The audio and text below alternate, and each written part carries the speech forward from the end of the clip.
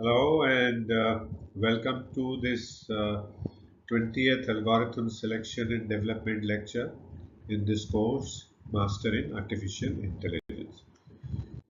So in this lecture, we will talk about what are the model interpretability methods that you can use to consider the interpretability and explainability of the selected model in searching, selecting, and developing right algorithms for to become a successful artificial AI or AI engineer.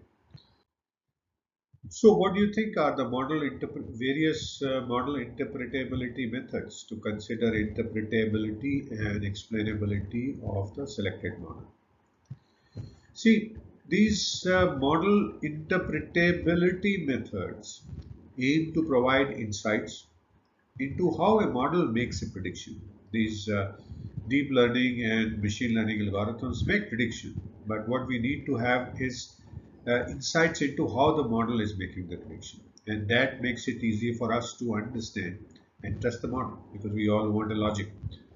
Here are some of the common methods. Let's take a look at them for enhancing the interpretability and explainability of the machine learning models.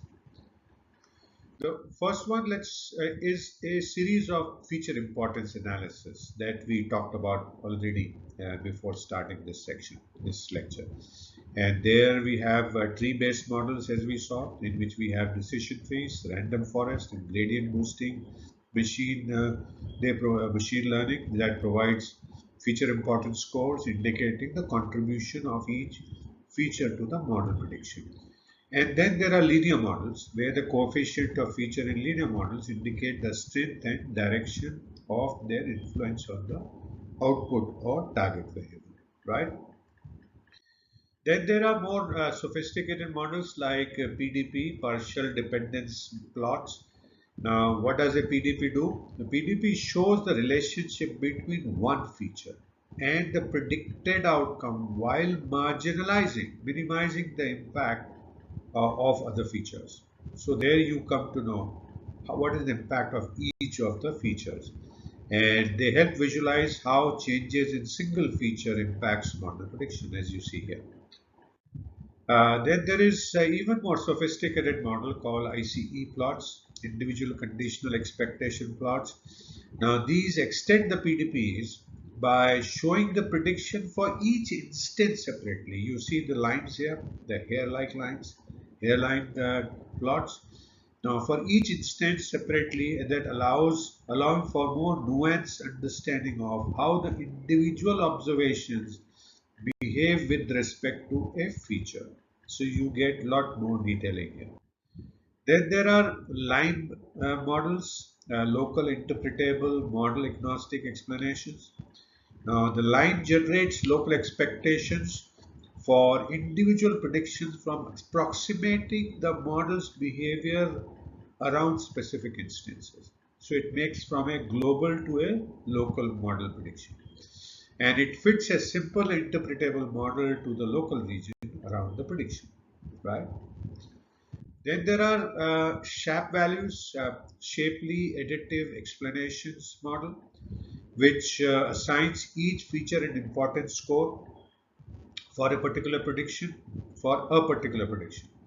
Now, they are based on cooperative game theory and provide a unified framework for explaining the output of any machine learning model, as you see here.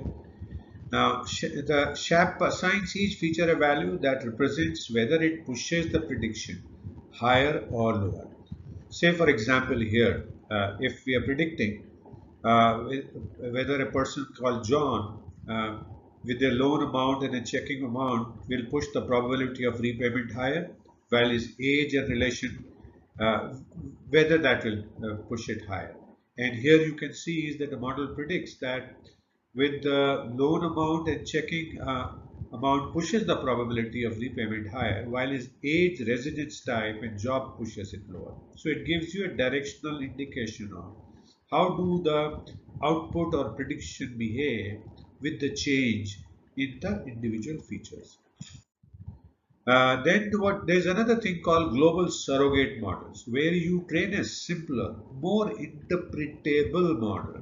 Say, for example, a decision tree. on the predictions of a black box. So you have done a machine learning, deep learning, and you don't know what is inside and you don't know. So you train a simpler model. Now this surrogate model approximates the behavior of the complex model that you have built and provides insights into its decision making model. Now this process is simple. First you get the predictions on the data set. Uh, with the trained black box model, then you train the interpretable model on this data set in prediction, because you have the predictions and you have the data. So you can train the model. The trained interpretable model now becomes the surrogate to the original model. And all we need to do is to interpret the surrogate model. Please note that surrogate model could be any interpretable model. It could be linear model, it could be decision tree, it could be human defined rules, etc. etc. So you learn from the black box and create your own model called surrogate model. Then there are model-specific interpretation technique. Some models have unique interpretability methods tailored to their characteristics.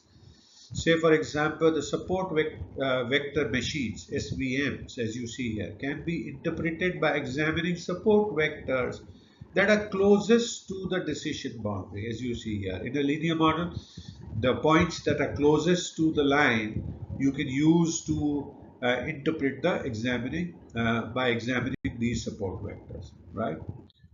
Then there is humans in loop approach. Finally, incorporate where you incorporate human feedback and domain knowledge into model interpretation process, as you see here.